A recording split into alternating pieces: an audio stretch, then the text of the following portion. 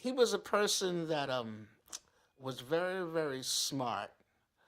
Uh, and I guess I might as well say sometimes he could be very beguiling, you know. But at the same time, he was a kind person to me in a lot of ways, you know, because he'd let me play. He'd let me play with some of the musicians that he would be playing with. Let me sit in, like with That's how I met Kenny Durham, as a matter of fact.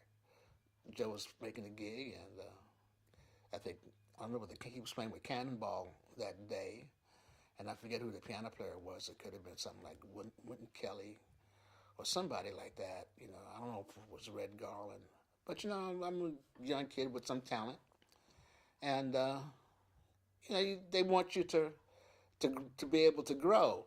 So it's just like being in the minor leagues, and then you get up and have to play with people who are in the major leagues. So it's quite an experience. You know, the strength of somebody who you know has matured, and you know you're still trying to mature in a lot of ways, just to be able to keep up and give them what it is that they need, see, in order to play well. I remember he let me play once too with Coltrane and Lee Morgan, and you know when those guys hit, and when, like, for instance, you know, my analogy would be like when the ball is snapped, it's there, and you got to go with it. If you're not with it, then things get shaky.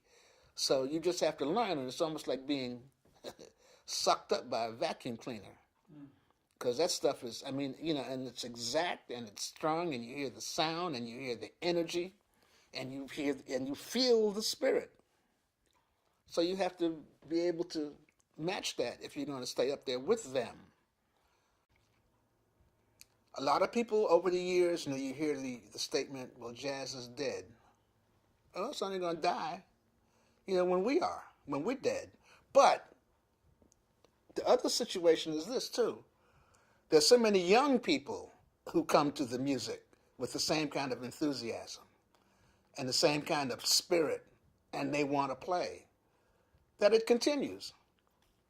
See, so how I look at myself and a lot of the other musicians, we're just links in the chain.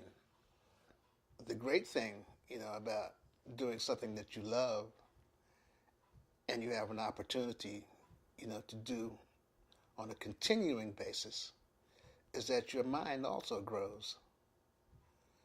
And that is something that I feel very good about and I'm very thankful for because I'm still learning. That's great.